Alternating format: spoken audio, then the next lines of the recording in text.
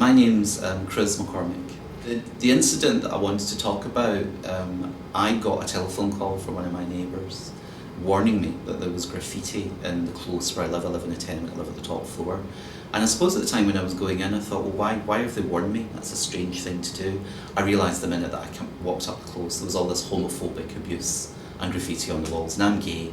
So I really felt that it had been specifically targeted at me, and it was on that particular floor, the top floor. It wasn't on any of the other floors, it was just on that one.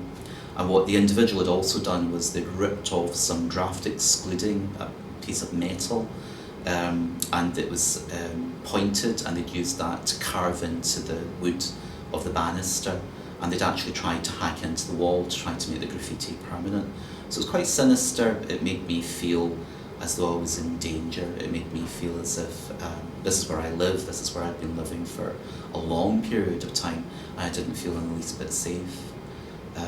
So I reported the incident using third-party reporting, and I think literally the following day I got a telephone call asking if it would be alright if an officer came to see me in my home.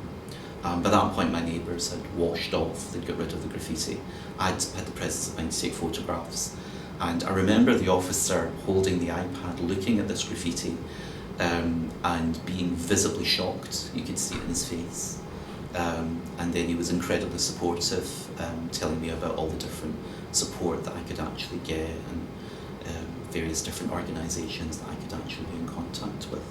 The third party reporting, the methods that you can actually use with it, in this particular instance, I went on to the police website and actually filled in the form from there. I felt that that was the best way to do it, given the emotional state that I was actually in. I wasn't entirely convinced that I could speak to someone face to face about it. If you are targeted because of who you are, report it. If you know someone who is being targeted, report it.